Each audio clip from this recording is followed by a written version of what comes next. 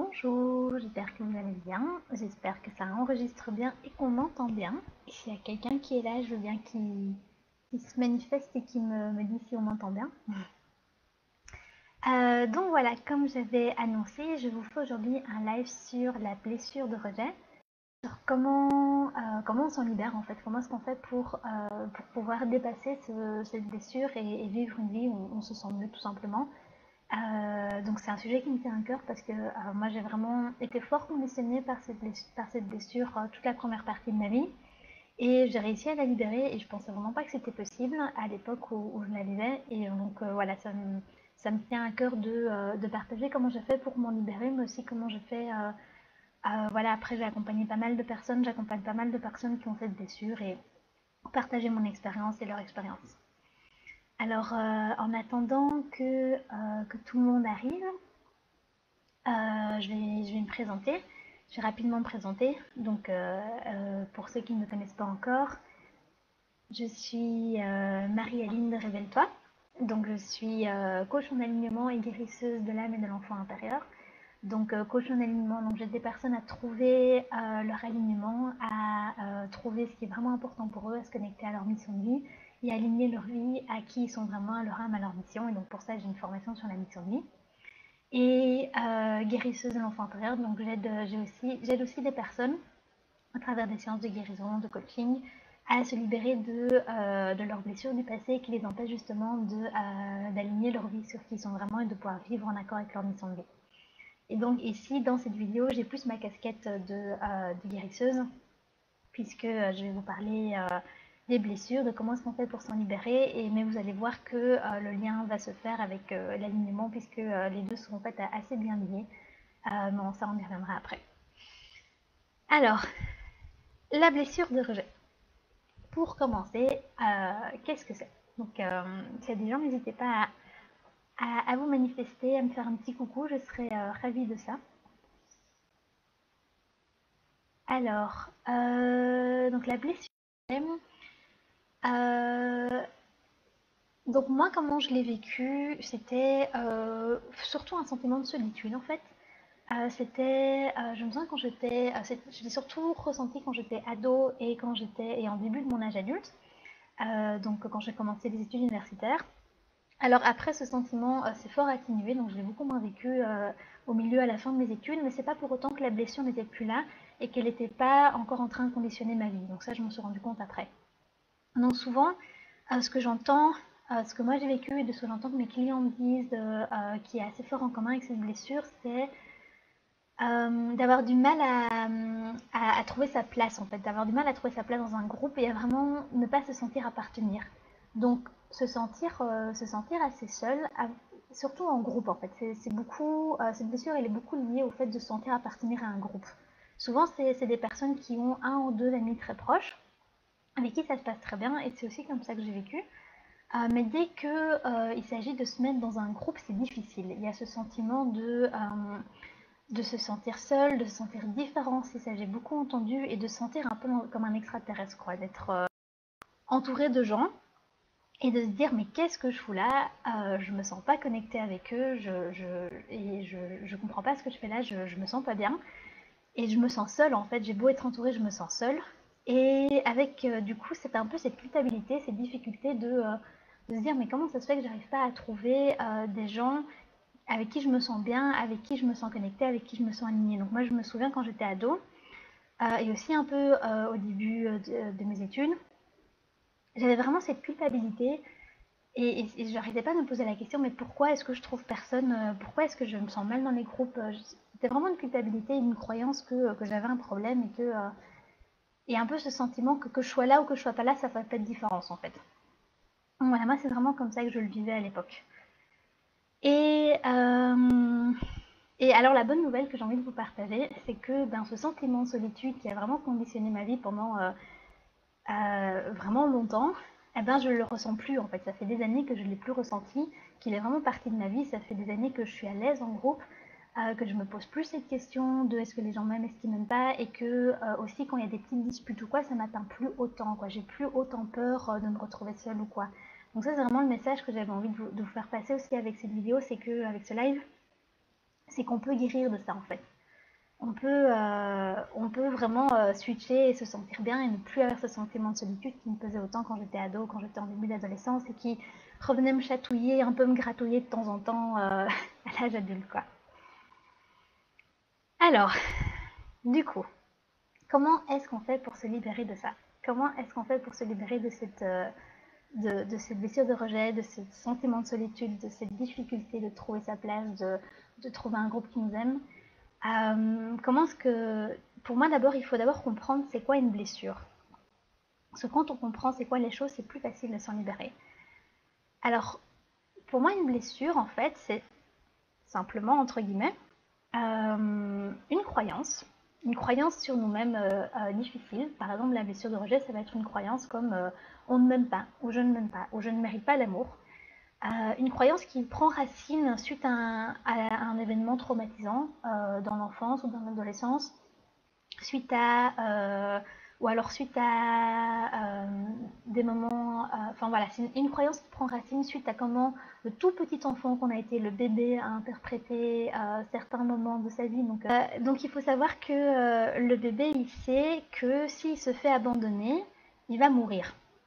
Le bébé, il est conscient de ça. Et donc, du coup, dès qu'il sent qu'il y a un peu moins d'amour de la part de ses parents, de son environnement ou quoi, ça lui fait peur, en fait. Et donc, c'est vraiment inscrit à l'intérieur de nous, à l'intérieur de nos inconscients. J'ai besoin, je dois absolument être aimée, quoi. Sinon, je vais mourir. Et donc, la blessure de rejet, pour moi, c'est une manifestation de cette croyance-là. La blessure d'abandon, c'en est une autre, et ainsi de suite. Et donc voilà, c'est pas parce que vous n'avez pas eu d'événements difficiles ou traumatisants dans votre vie que vous n'avez pas le droit d'être blessé. Moi, je me sens que je culpabilisais beaucoup de me sentir mal alors que je trouvais que je n'avais pas trop à me plaindre. Enfin voilà, je ferme la parenthèse.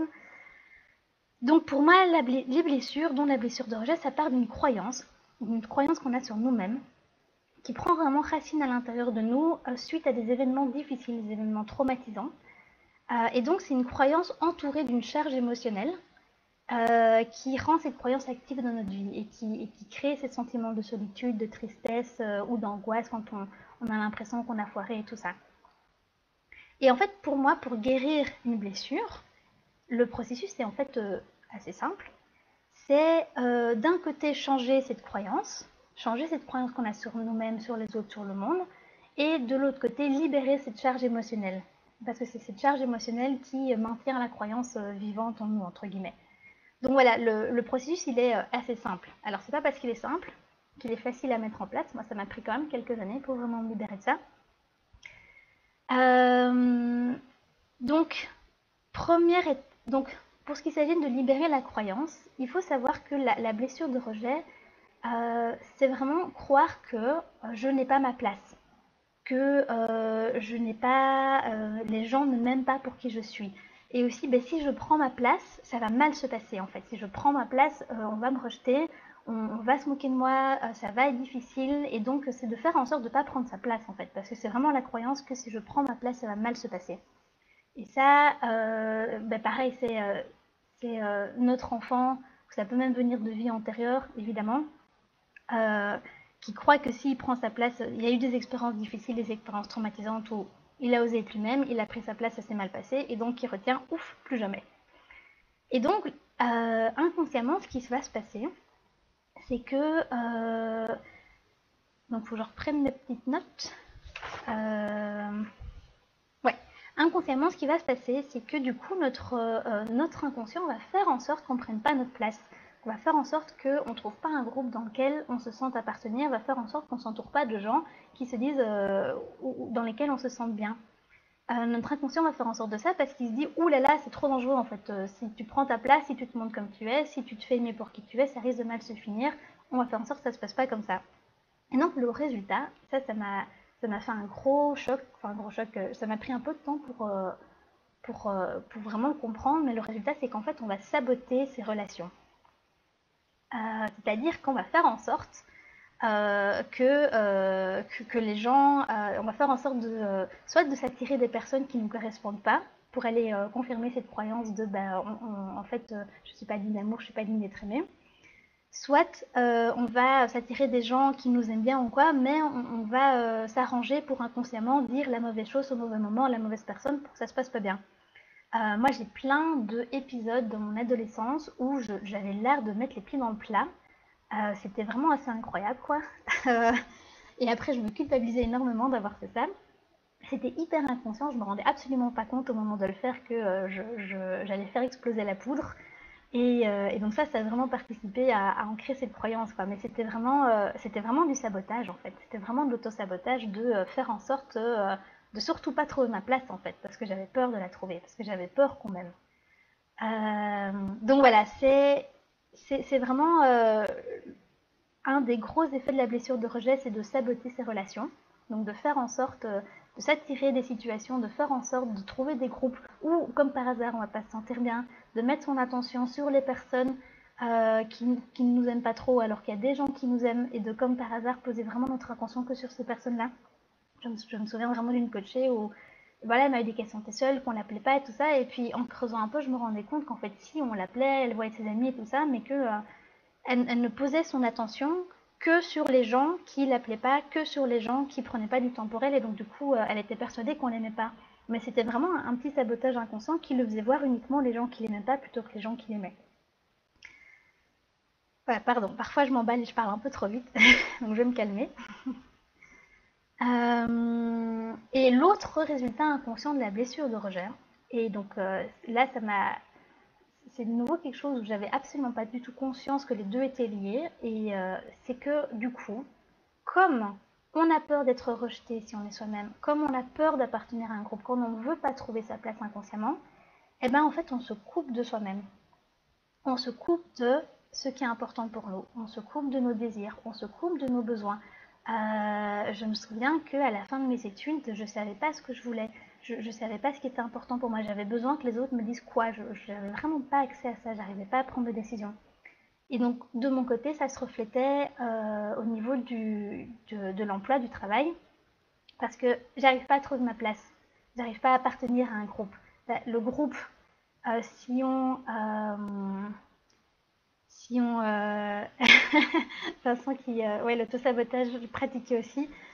Ouais, c'est quand on se rend compte de ça, c'est pas très agréable, hein. On se dit merde, enfin soit. Mais après je vais donner la bonne nouvelle de l'auto-sabotage. Je vais le dire juste après. Ouais, donc du coup, bah, en fait, on se coupe de soi, en fait, on se coupe de. Pardon, je reviens où j'en étais. Comme on se dit, j'appartiens pas à un groupe, j'appartiens pas, j'ai pas envie d'appartenir, en fait, j'ai peur, si je me montre comme je suis, qu'on m'aime comme je suis, que je prends ma place dans un groupe, ça va mal se passer, eh ben, on se coupe de nous-mêmes pour éviter ça. Et le groupe, c'est quoi? Ben, c'est la société. Et donc, ça peut être aussi le travail, en fait, parce que prendre sa place en société, dans notre société, c'est beaucoup assimilé à l'activité professionnelle.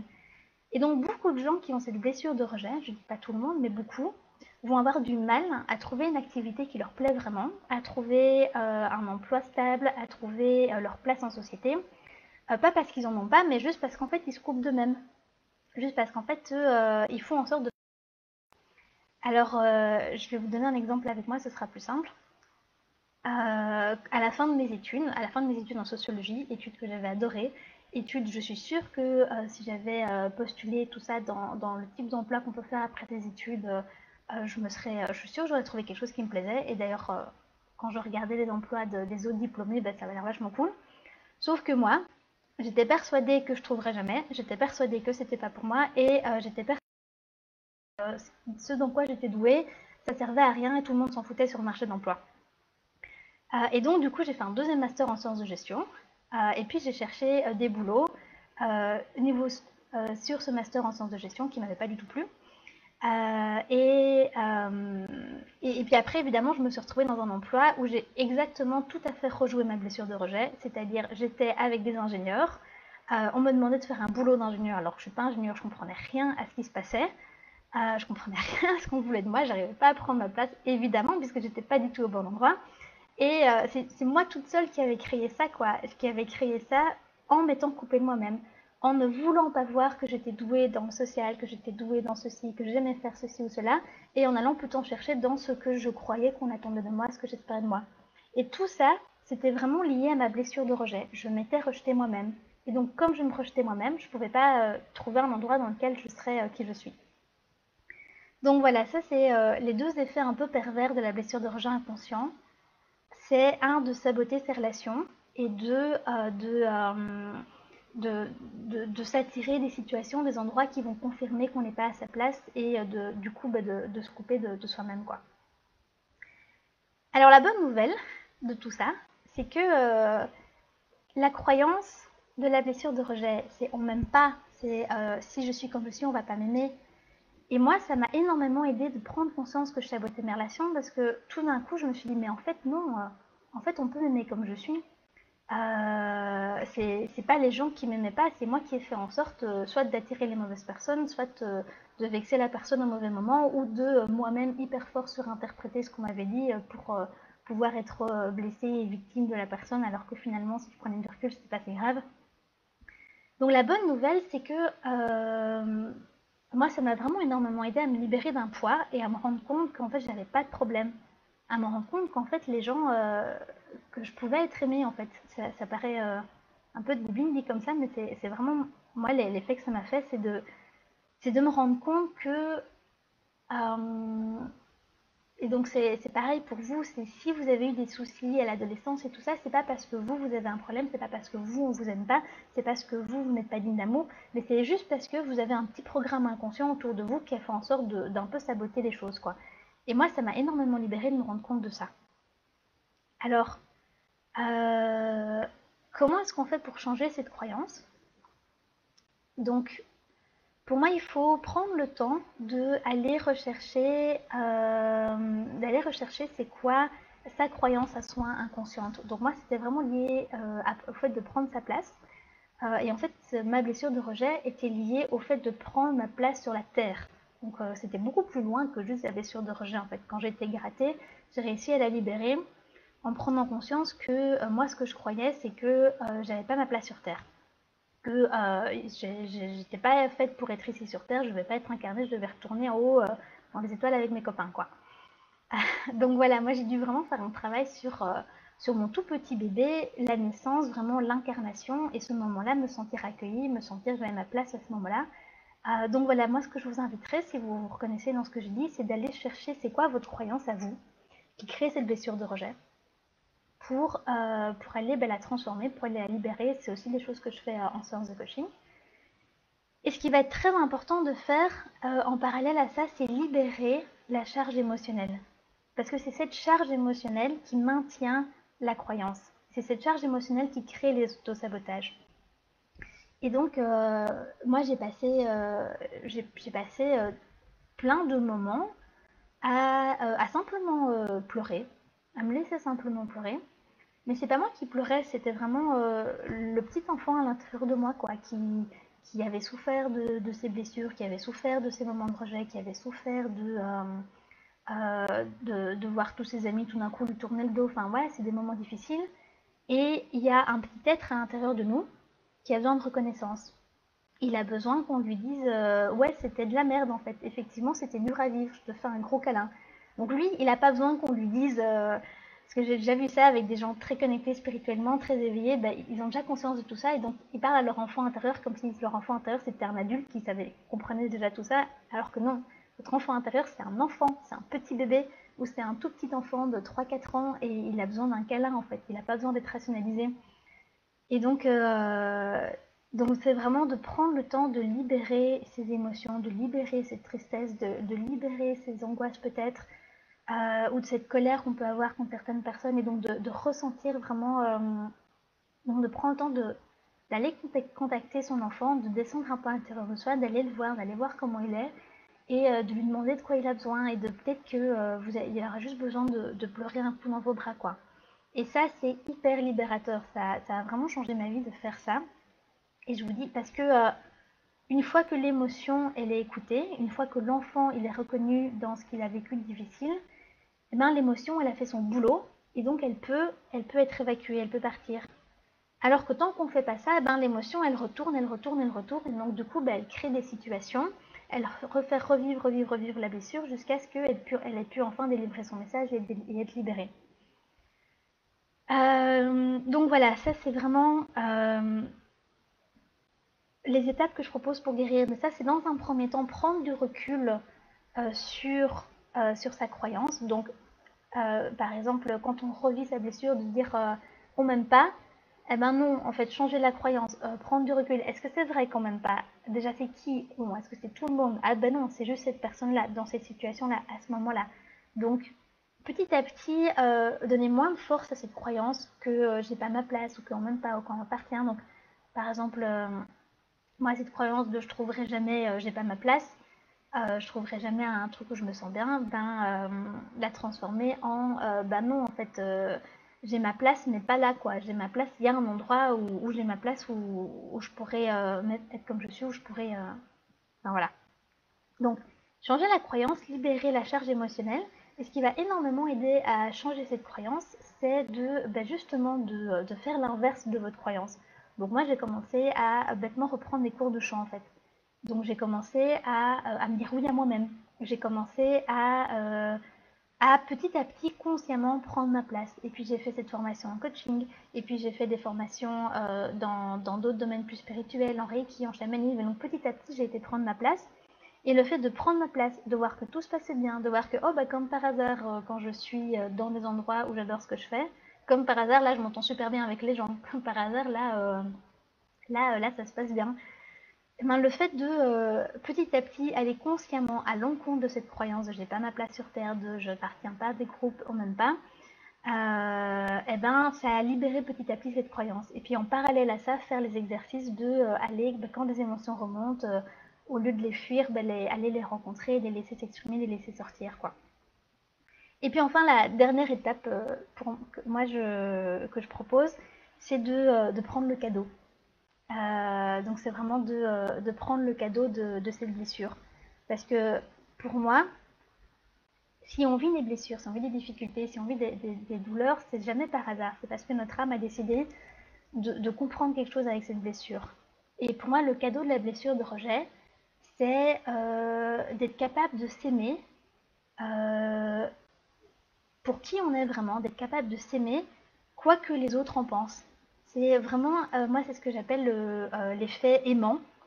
Donc aimant comme un aimant magnétique, quoi, avec un pôle plus et un pôle moins, c'est de pouvoir voir qu'on est des aimants, que plus on est nous-mêmes, plus on va automatiquement attirer des gens qui nous aiment pour qui on est, donc c'est le côté plus, et des gens qui nous aiment pas pour qui on est, c'est le côté moins, qui vont être rejetés comme dans un aimant, quoi, c'est le côté moins.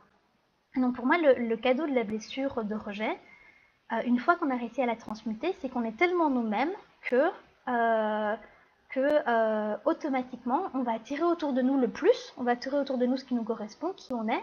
Et comme on est OK avec le fait que tout le monde nous aime pas, comme on est OK avec le fait que c'est normal s'il y a des endroits où ça se passe pas bien, c'est normal s'il y a des gens qui nous aiment pas parce qu'on peut pas aimer tout le monde. Comme on est OK avec ça, eh ben on n'a plus besoin de s'attirer du moins et donc ben, on peut rejeter le moins. Donc, quand je dis on n'a plus besoin de s'attirer du moins, c'est on n'a plus besoin de s'attirer des gens, des situations, des environnements et tout ça qui ne nous correspondent pas du tout pour nous montrer qu'on s'accepte pas assez.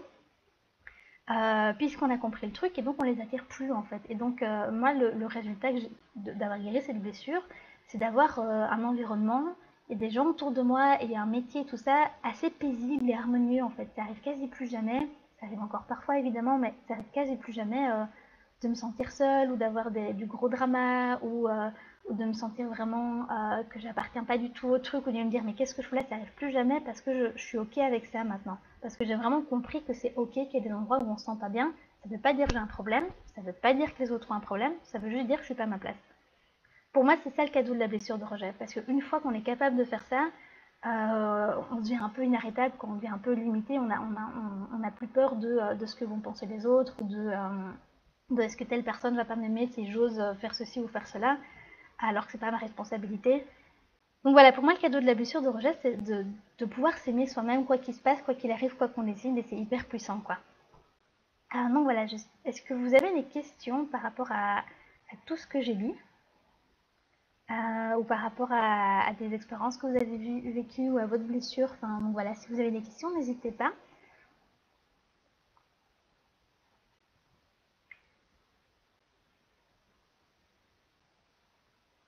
Ouais, Vincent qui dit que nous apprenons nos erreurs. Bah oui, tout à fait. Moi, à force de mettre les pieds dans le plat, j'ai fini par comprendre que ouais, ça m'a aidé à voir que j'avais des sabotages. J'ai aussi fini par comprendre plein de trucs au niveau des règles sociales que j'avais pas tout à fait intégrées. C'était assez rigolo.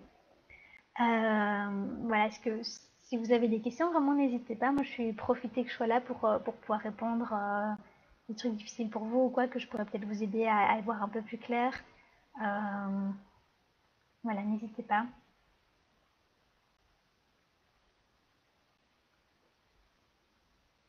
Ok, bah, pas de questions. Moi, j'espère que ça vous a parlé, en tout cas que ça vous a aidé. Mon objectif avec cette live, c'était vraiment de vous aider à avoir plus d'amour de vous-même, en fait. Et c'était vraiment de vous aider à voir que c'est possible de guérir de ça, que c'est possible de plus avoir ce sentiment de solitude, que c'est possible de plus avoir ces sabotages, et que c'est vraiment possible de trouver sa place et de s'y sentir bien. Et croyez-moi, je viens vraiment de super loin, quoi.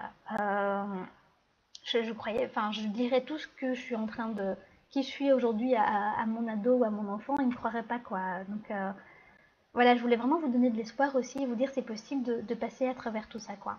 Donc voilà, identifiez votre croyance, changez-la, libérez vos charges émotionnelles, prenez le cadeau, c'est vraiment les étapes que je propose. Et si vous avez besoin d'aide, ben je suis là pour ça aussi. C'est aussi quelque chose que j'ai fait en séance de coaching. Donc n'hésitez pas à me contacter, quoi. Je vous souhaite une bonne après-midi pour ceux qui m'ont vu en live et une bonne journée pour tous les autres. Salut!